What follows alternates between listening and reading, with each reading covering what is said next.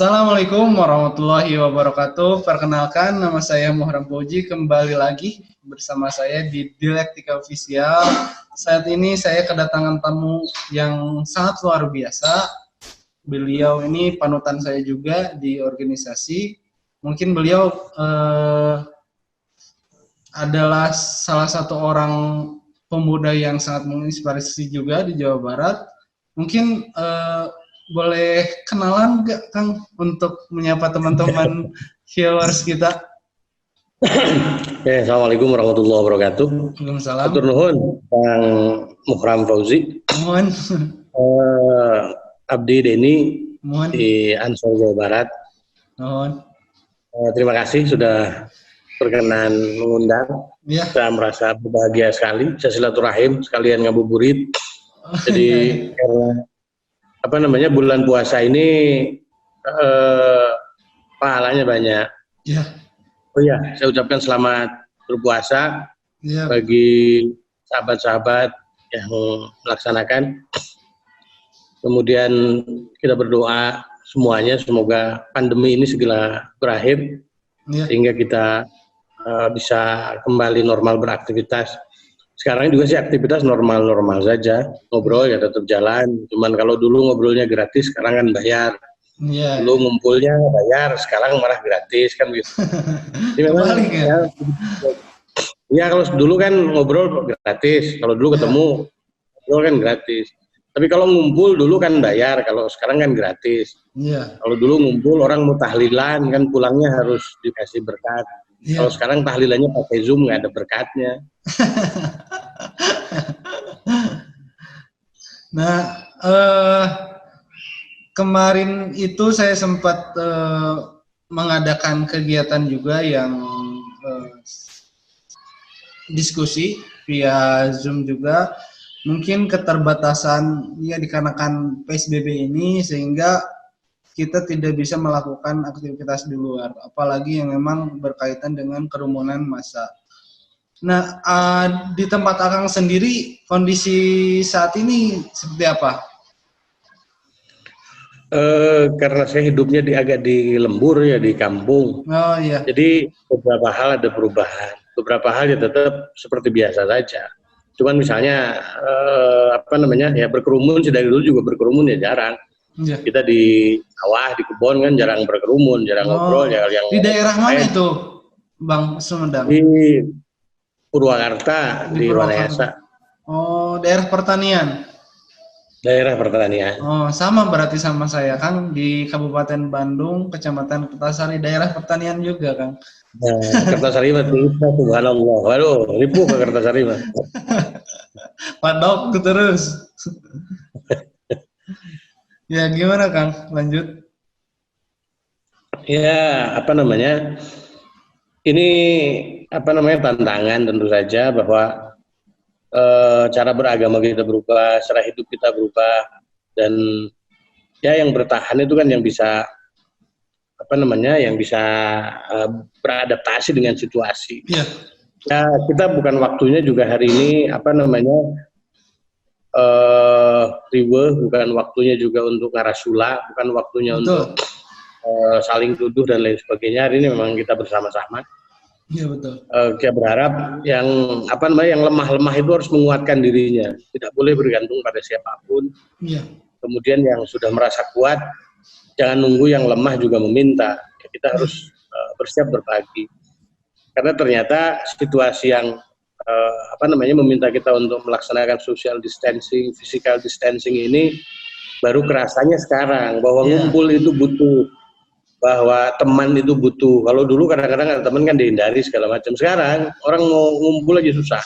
Iya, betul. Seperti sakit gigi lah.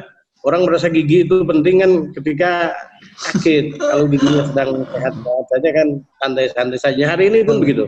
Yang penting ini pelajaran berharga buat kita bahwa kumpul-kumpul itu penting. Jadi hidup bukan hanya untuk kumpul, hidup itu untuk juga kumpul-kumpul. Karena beberapa hal misalnya hari ini uang mungkin tidak beberapa hal tidak bisa dibeli dengan uang.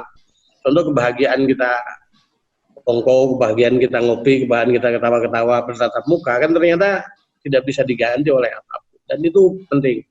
Nah, maka berharap semua pihak hari ini mengikuti protokol-protokol yang sudah dibikin oleh ahli medis, karena ya soal ini yang punya otoritas untuk memberikan pandangan ya tentu saja ahli medis. Ya, tidak usah sok-sokan, tidak usah riweh-riwehan, kita ikuti saja. Riweh capek, tersiksa tentu ya. Tapi kalau misalnya tidak kita laksanakan, capek riwehnya makin panjang ini. Ya, betul. Dan mungkin bagi teman-teman yang sedang PSBB ini, kita di rumah aja. Kita dihimbau untuk di rumah aja. Kita coba lihat filosofi seekor kupu-kupu. Dia itu berawal dari ulat yang memang menjijikan, bahkan menjadi hama pengganggu. Lalu dia menjadi kepempong. Dia bergantung, mengurung diri, mengasingkan diri. Dia berpuasa beberapa hari, menggantungkan ke dalam satu benang. Nah, setelah itu beberapa hari kemudian dia akan keluar dengan hewan yang sangat indah. Mungkin ini bisa diterapkan di dalam kehidupan kita pada saat PSBB ini. Kita di rumah saja, kita berpuasa di rumah, kita mengaitkan diri mungkin pada satu ikatan yang yaitu Allah Subhanahu wa taala, dan nanti mungkin setelah corona selesai kita akan menjadi kupu-kupu yang indah mungkin itu. Semoga mestinya begitu. Mestinya di rumah hari ini waktunya kita kontemplasi, waktunya belajar segala macam. Tapi ya kadang-kadang kan rezeki kita ada di luar rumah. Iya, betul. Ya kalau tidak keluar rumah itu berat. Makanya ini kan soal bagaimana kita mempersiapkan diri sebaik mungkin, terutama secara psikologis misalnya, bahwa ya kalau nggak penting-penting amat, kalau itu tidak menyangkut soal hajat hidup yang sangat urgent misalnya, ya di rumah saja. Iya, betul. Nah, maka ini soal inovasi, bahwa ternyata para inovator itu, para orang-orang yang hari ini berinovasi, ketika situasi kayak begini, bagi sebagian orang yang banyak itu ribet, ternyata bagi sebagian kecil masyarakat kita yang kreatif ini malah menguntungkan. Kan begitu. Misalnya ada usaha-usaha yang ditopang oleh energi kreatif itu malah lebih untung daripada yang lain. Ternyata misalnya hari ini orang beli bakso saja tidak harus datang ke bakso, cukup gadget, baksonya datang sendiri. Kan kira-kira begitu. Kemudian ya artinya ini memang butuh solusi dan butuh inovasi. Dan bukan waktunya hari ini menggerutu, bukan waktunya untuk ya ngacaprak. Hari ini ya kita apalagi bahwa kalau ngeluh itu orang yang punya waktu luangnya banyak, karena masih banyak waktu untuk ngeluh. Padahal kalau waktu ngeluhnya untuk bekerja, saya pikir keluhannya nanti berkurang. Ya kira-kira begitu, bahwa tadi yang Kang Fauzi sampaikan, mestinya ya kalau filosofi pompong ya bisa. Yang pasti uzlah. Kalau dulu kan orang itu kalau misalnya mau meningkatkan makomat dan akwal itu harus uzlah. Nah, sekarang kan uzlahnya dipaksa. Nggak boleh kemana-mana. Gitu kira-kira. Nah, mungkin himbauan dari Kang Denny terhadap GP Ansor sendiri apa yang sudah dilakukan? Sahabat-sahabat di Ansor hari ini melakukan banyak hal. Saya pikir pertama ya kita ikut sosialisasi soal pentingnya physical distancing, pentingnya social distancing, aktivitas di rumah, karena Ansor punya tagline khidmah dari rumah. Jadi kita walaupun dari rumah tetap bisa melaksanakan khidmah. Kemudian kita juga ada tagline berbagi suap untuk sesama. Jadi harus nunggu juga bantuan dari yang tadi. Yang penting bahwa ya kita ngurusnya kader saja misalnya, tidak dulu yang lain. Kita sampaikan bagi kader yang ekonomi misalnya berat, ya dia harus menguatkan dirinya. Karena inilah waktunya menguatkan diri tanpa harus bergantung pada siapapun. Bahwa kelemahannya itu harus jadi kekuatan baru. Nah, bagi kader-kader yang memiliki kelebihan, tidak harus nunggu kader yang lain atau tetangganya yang lain minta dulu baru dikasih. Hari ini waktunya kita berbagi. Yang lemah mari kita kuatkan, yang merasa sudah kuat, mari kita saling kuatkan dengan yang lain. Sehingga tidak ada apapun yang bisa menghentikan kebaikan. Kemarin harlah kita ke 86 tanggal 24 April serentak se-Jawa Barat kita melaksanakan donor darah ke Jawa Barat. Nah, ini juga bagian dari ikhtiar kita. Kalaupun misalnya kita tidak punya apa-apa, jangan sampai kita tidak melakukan apa-apa. Betul. Kita masih punya darah, kalaupun tidak punya duit, misalnya kita tidak punya beras yang bisa dibagi, kita masih punya darah untuk kita bagi, kita masih punya kehidupan yang bisa kita bagi. Kira-kira begitu. Dan mungkin karena PSBB ini masih ada kendala-kendala yang memang dihadapi oleh pemerintah pada saat penegakan PSBB. Di sisi lain masyarakatnya yang masih ngeyel, lalu ada juga pasien-pasien yang malah kabur gitu kan ketika memang disuruh untuk mengisolasi diri. Nah, pandangan Kang Denny sendiri sebagai Ketua Umum GP Ansor ini menilai efektivitas PSBB ini seperti apa? Soal efektivitas PSBB misalnya, ya ini kan sifatnya himbauan-himbauan keras saja barangkali, belum ada penegakan hukum, belum apa. Jadi kita kalau tidak ada punishment misalnya, kadang-kadang juga masyarakat tidak terlalu merasa oh ini genting kan gitu.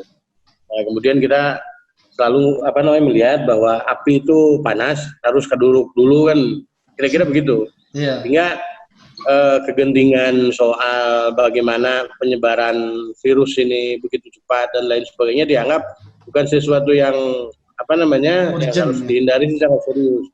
Bahwa misalnya ada yang sebagian mikir bahwa ini soal teori konspirasi segala macam. Ya kalaupun teori konspirasi ya silakan saja, itu kan bebas. Bebas. Tapi secara faktual dua hal barangkali. Pertama, kita tidak boleh tertular. Yang kedua, tidak boleh menularkan, kan begitu. Betul. Dan satu-satunya ikhtiar yang bisa kita lakukan adalah mengikuti anjuran-anjuran dari otoritas kesehatan, anjuran-anjuran dari pemerintah. Nah, ini yang harus dipahami oleh semua pihak. Nah, kelemahan juga di PSBB kan belum ada sanksi yang mengatur bagaimana orang kalau melakukan pelanggarannya, paling hanya kan jalan-jalan masih agak ribet. Sekarang tiba-tiba misalnya diminta kakak, katanya diminta KTP, diminta surat kawin, kan kira-kira begitu. Ya. Lalu gini Kang, mengenai efektivitas PSBB ini, akhirnya kan pemerintah khususnya Pemprov Jawa Barat, kemarin juga kita sempat mengobrol dengan Dewan-Dewan Pemprov Jawa Barat, salah satunya yaitu Kang Dadang Supriyatna, terus ada Kang Rafael Sitomorang, berbicara mengenai anggaran terkait dampak COVID-19 dan penanganannya. Akhirnya Pemprov ini mengeluarkan anggaran sekitar 18 triliun untuk penanganan dan 5 triliun untuk BLT-nya. Nah, pada saat pelaksanaan mungkin sempat viral juga ada penolakan tuh dari masyarakat terkait bantuan yang dari Pemprov Jabar. Sehingga itu merespon beberapa tokoh seperti Kang UU Ruzanul Ulum, bahwasannya kata beliau jangan ramenya di medsos katanya. Kan sekarang masyarakat lagi bingung-bingungnya khususnya untuk pangan, untuk ketersediaan bahan pokok. Kita juga nggak bisa kemana-mana selain kita bisa sampaikan ke media sosial. Nah, menurut pandangan Kang Denny sendiri terkait fenomena seperti itu seperti apa? Ini kan soal tugas negara ya, soal kewajiban negara melalui pemerintah bagaimana ngurusin rakyatnya semuanya. Betul. Nah, soal penolakan, saya pikir banyaknya itu kan bukan nolak, tapi banyaknya ditolak karena salah sasaran. Orang yang seharusnya tidak dapat ya dapat. Kan kalau orang itu malah menerima, kan malah keliru.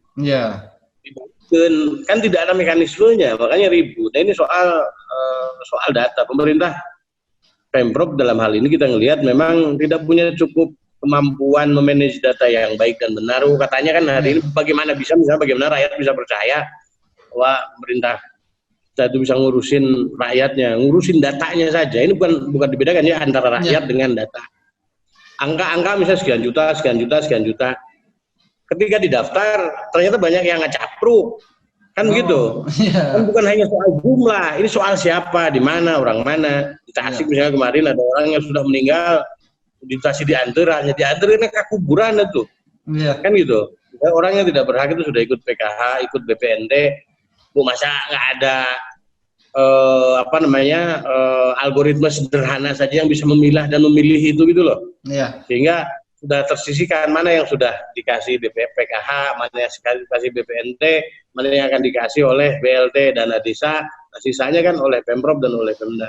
Kalau itu saja ternyata tidak memahami alurnya, kemudian tidak menghasilkan data yang baik, ya repot. Yang bikin kita makin mirisnya kan satu, berarti selama ini pemerintah itu mengambil kebijakan berdasarkan data-data yang ngarang, data-data itu benar, data-data itu valid kan gitu. Faktanya ketika hari ini sekedar nganturan jelema, nganturan rakyat oleh BLT saja masih keliru. Iya. Nah, ini yang bikin agak mengerikan. Dengan ketersediaan data yang baik dan valid saja, kemungkinan salah ngambil kebijakan kan mungkin. Pak ini data nawis ngaco. Iya. Gimana? Kalau mau ke bahasa di santri itu makin udah gabun. Fallacy of logic mungkin ya. Nah, gitulah bahwa data itu kan ngarang sekian juta orang yang bahwa sekian juta nanti dipakai sekian triliun, kan itu sudah nggak beres ya. Sekian juta itu kan harus pugu si A, si B, si C, si dadap, si warunya. Ini baru angkanya saja sekian juta, sekian puluh ribu. Ketika didaftar si A si B-nya ternyata lain, tidak pas. Dan mungkin sempat juga ditanggapi oleh Kang UU, ramenya jangan di medsos katanya. Terus di mana gitu kan? Sekarang fasilitas yang di pasar, rame di masjid nggak boleh. Iya, inilah di medsos. Nah, rame yang digawe cing balik gitu. Iya. Bukannya itu kader terbaik NU, Bang? Kang UU. Apanya? Kang UU. Iya, soal itu kan soal bahwa mau NU segala macam, tugas kita hari ini adalah bagaimana meyakinkan kan gini di NU itu kalau sudah jadi kebijakan itu memiliki dimensi syariat. Kita tidak boleh tentang kebijakan pemerintah. Kan begitu. Maka pemerintah harus meyakinkan kalau ngambil kebijakan itu harus yang beres. Nah, kalau misalnya kita harus patuh tapi tidak beres kan itu sekarang repot. Contoh kan dua hal. Pertama soal pandeminya ini harus kita atasi dengan baik dan benar. Tapi ekonomi juga harus dipikir secara serius. Bagaimana misalnya ekonomi kita itu tidak kolaps. Contohnya gini, orang sekarang dikasih beras, dikasih sembako langsung. Kemudian angkanya itu kan banyak sekali. Kalau lihat angkanya jutaan orang. Betul. Yang biasanya orang misalnya beli beras ke warung tertentu, beli sembako ke warung tertentu, karena sudah dikasih beras berarti kan tidak beli ke warung. Nah, warungnya nanti tutup, jadi orang miskin baru kan ini juga problem. Itu harus dipikir bagaimana misalnya kedua-duanya bisa tetap jalan. Jadi tidak usah riwo, pemerintah, gubernur, wakil gubernur segala macam dibayarkan untuk itu. Dan terus kalau misalnya masih riwo juga terus dibayar buat apa? Kan dibayar untuk itu. Jadi ya kalau ada yang kritik, kalau ada yang bilang-bilang gitu ya sebenarnya biasa saja. Kita juga nggak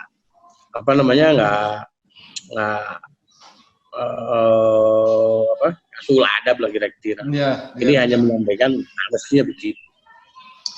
Ya, dan mungkin ada perbedaan Kang ya antara bulan puasa tahun lalu dan sekarang ini. Kita biasanya melakukan kegiatan-kegiatan ibadah yang memperbanyak kegiatan itu di masjid. Namun sekarang kita memperbanyak di rumah. Nah, mungkin bisa di masjid, yang bisa di rumah juga banyak. Jangan-jangan ya sekarang kalau ini rindu masjid itu memang itu pernah masjid.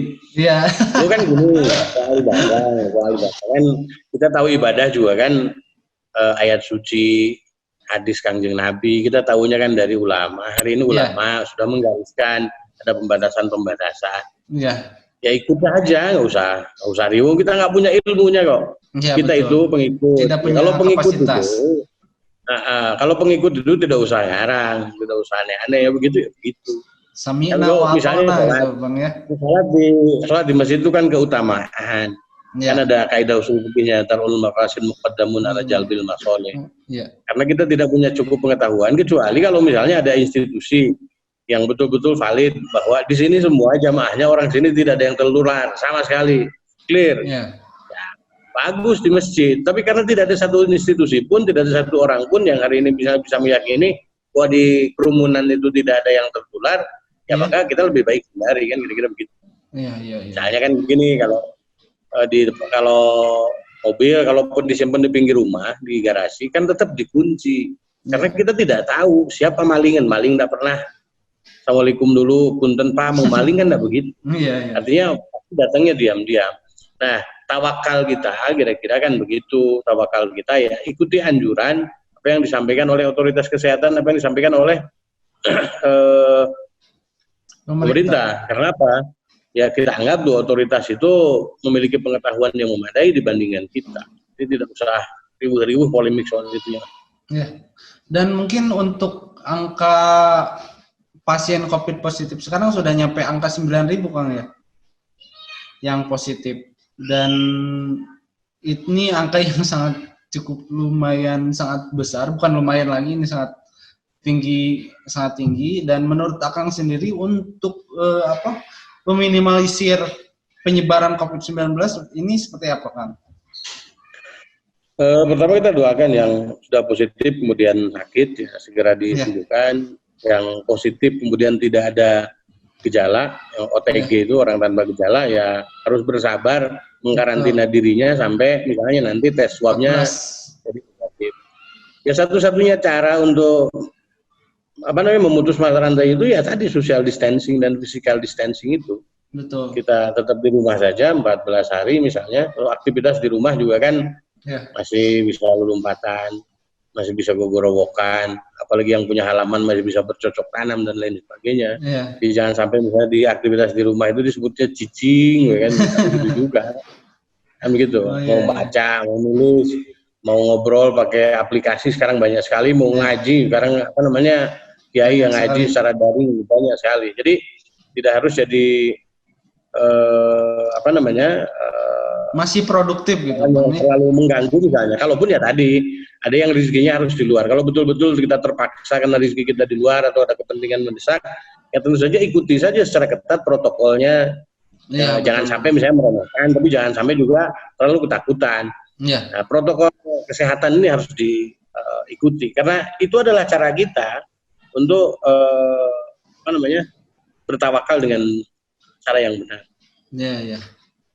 Dan mungkin bagi yang menarik nih terkait pelarangan kegiatan ibadah tarawih di masjid. Menurut pandangan Kang Denny sendiri ini seperti apa? Ya tadi bahwa tarawih di masjid kan lebih utama. Tapi menjaga keselamatan kan kewajiban. Tarawih sunnah. Kan yang dilarang bukan tarawihnya. Kalau dilarang tarawihnya baru gebugan yang dilarangnya kan begitu. Betul. Yang dilarang itu tata caranya saja. Sementara di rumah dulu sampai pandemi hilang. Nanti kalau sudah pandemi hilang, jangankan sholat tarawih, gogoleran gegai kan gitu. Iya. Tapi itu tidak mengurangi padilahnya Kang. Padilahnya tidak berkurang, padilahnya malah nambah sekarang di rumah, kan begitu. Karena kalau misalnya memaksakan diri di masjid, kemudian tadi malah alasannya aneh-aneh, malah bisa jadi berdosa. Karena apalagi kalau misalnya orang tidak tahu, yang bersangkutan itu ternyata orang tanpa gejala, kan gitu. Dia sudah bawa virus mana-mana, memaksakan diri ke masjid untuk mengambil pahala sunnah. Betul. Nah dia malah mencelakai orang lain kan malah berdosa. Nah ini semua menjaga diri, tarawih di rumah kan begitu. Kecuali kalau misalnya dikatakan di rumah, sien imam. Karena olah dulu dari soalnya misalnya begitu kan. Terus yang ditagih taktil mereka. Jadi soal peribadatan yang memberikan fatwa ini kan bukan orang juga yang remeh-temeh seperti kita.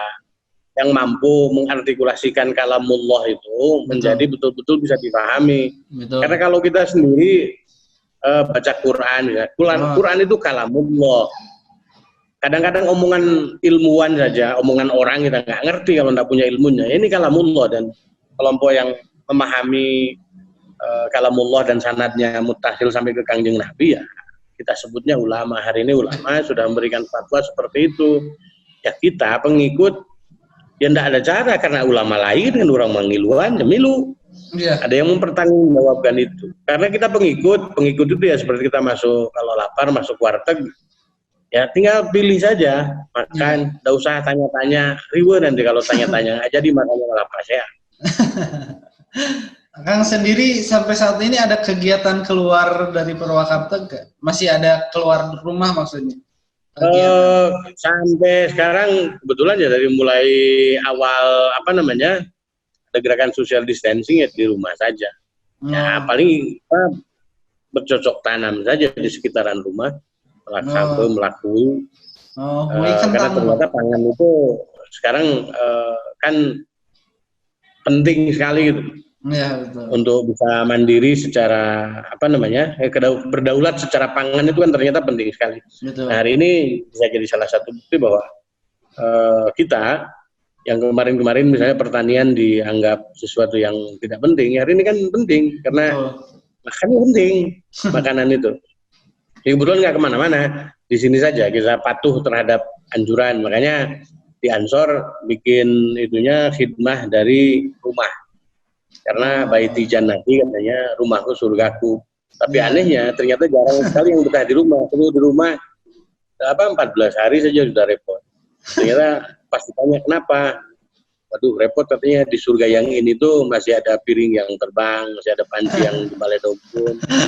Tingkat penceraian semakin tinggi Bang ya, karena ninggalina si Edoy senang keluar biasa sok keluar. Belum. Kalau yang tinggi itu sekarang tingkat kehamilan mungkin. Oh, tingkat kehamilan. Dan yang menderita kan yang paling dirugikan itu kelompok jomblo saja sebetulnya. Di rumah ngapain? Iya, betul. Kan gitu. Dan terakhir mungkin kan pesan-pesan yang ingin disampaikan kepada teman-teman Dialektika Official ini untuk ya menyambut bulan suci Ramadan, lalu terkait wabah COVID-19 ini seperti apa? Ya tadi soal mari kita sama-sama isi bulan Ramadan ini dengan kebaikan-kebaikan, ibadah-ibadah yang sudah digariskan, yang sudah diberikan contoh oleh Kangjeng Nabi. Yang mahdoh bisa kita lakukan, kita tingkatkan. Kalaupun tata caranya ya tadi ikuti anjuran dari para ulama, ikuti anjuran dari pemerintah. Betul. Oh ya, yang dilarang misalnya begini, yang dilarang bukan taraweh, yang dilarang tata caranya, yang taraweh di rumah juga. Dulu Kangjeng Nabi tarawehnya lebih banyak di rumah, kan begitu. Beda satu saja. Kalau misalnya yang anak-anak muda apalagi, kalau tarawehnya di rumah, itu bisa ningali gadis tercantik di kompleknya kan nggak bisa lagi. Nah itu udah nggak bisa lagi kita ini. Kemudian yang biasa ngarariung habis taraweh misalnya heureuy dula segala macam, hari ini kan agak berat. Ya, tapi kalau misalnya itu juga kita paksakan, maka masa akhirnya pandemi itu makin lama, penderitaannya makin lama. Betul. Kemudian mau ngaji Quran, mau sedekah, ya itu tentu harus kita tingkatkan. Kemudian tadi kalau bisa zakat fitrahnya kita laksanakan di awal, kemarin kami sudah dilaksanakan di awal Ramadan supaya bisa didistribusikan jauh lebih cepat bagi teman-teman yang jadi mustahik. Ya social distancingnya kita patuhi, kita laksanakan. Kalau sekiranya sangat mendesak untuk keluar rumah, ikuti dengan ikuti protokol kesehatannya, bagaimana jaraknya dijaga, pakai masker dan lain sebagainya. Hari ini saya nggak pakai masker karena di ruangannya sendirian saja. Kalau saya keluar, juga. Saya juga di rumah sendiri. Kemudian pemerintah, saya harap ya pemerintah bekerja dengan baik karena pekerjaan menjadi aparatur negara di negeri ini kan juga punya pahala. Betul. Ada pahalanya, maka pastikan itu bekerja dengan baik. Soal peribadatan tadi seperti itu, saya pikir bahwa kita ikuti saja anjuran pemerintah. Toh yang dilarang bukan ibadahnya, hanya tata caranya saja yang dirubah. Kalau hari ini ada shock sedikit wajar, karena ini adalah situasi yang kita pertama kali menghadapi, kan begitu. Maka ini sudah dibuktikan bahwa kita itu ittiba ke ulama atau masih ngarang-ngarang. Kalau ittiba ke ulama ya ulama sudah ngasih di Nahdlatul Ulama sudah ada edaran, sudah ada fatwa, ya kita ikuti saja. Karena kelas kita ya kelas pengikut. Kelas kita kan kelas penumpang. Jangankan supir kenaik aja belum. Tadi intinya berpuasa tentu saja berbagi. Jadi kita saling jaga, kita saling pelihara, kita berbagi suap dengan tetangga. Gitu. Ya, kita pastikan bahwa tetangga kita tidak ada yang tidak makan, tetangga kita tidak ada yang kekurangan pangan, tetangga kita tidak ada yang kesusahan. Nah, kalau tetangga sudah kita urus, semua tetangga kita urus, yang dekat saja dulu misalnya, insya Allah semua baik-baik saja lah. Kuat kita menghadapi cobaan ini. dan yang muda-muda berinovasi, karena ternyata ada situasi di mana situasi ini tidak bisa kita kendalikan. Yeah. Satu-satunya yang bisa kita lakukan adalah berinovasi, bagaimana situasi ini bisa kita balik keadaannya menjadi menguntungkan buat kita dan buat sesama. Betul. Itu saya pikir. Terima kasih Kang Fauzi. Ya, mungkin itu saja obrolan kita dengan Kang Denny. Dan sebelumnya Kang, saya juga berkhidmat ini di organisasi NU. Kemarin sempat di kampus itu di KMNU, di Unisba. Di Unisba, KMNU. Lalu kalau di kampung sendiri di Jatman, Kang Denny. Iya. Di Jamaatul Thariqah Al-Mukhabarah An-Nahdiyah. Iya, betul. Jadi calon wali itu udah di Jatman. Amin. Yang ngelatih diri Kang. Sama kita di NU itu kan berkhidmat karena ingin memperbaiki diri. Ya, karena kita tahu kita bukan siapa-siapa, kali aja misalnya ikut NU kita dapat berkahnya, dapat kebaikannya, dan kita bisa selamat dunia akhirat. Amin. Mungkin teman-teman Dialektika Official itu saja perbincangan kita, ngobrol-ngobrol dengan Kang Denny sambil kita ngabuburit nih. Terima kasih Kang Denny sudah menyempatkan hadir di Dialektika Official meskipun kita jauh di berjarak antara Bandung dan Purwakarta. Insya Allah kita saling mendoakan semoga kita sehat selalu dan bisa menghadapi wabah COVID ini. Amin. Oke, so stay tune terus di Dialektika Official. Jangan lupa untuk like, share, and subscribe. Salam damai semua. Assalamualaikum warahmatullahi wabarakatuh. Waalaikumsalam warahmatullahi wabarakatuh. Atur nuhun. Atur nuhun, Kang.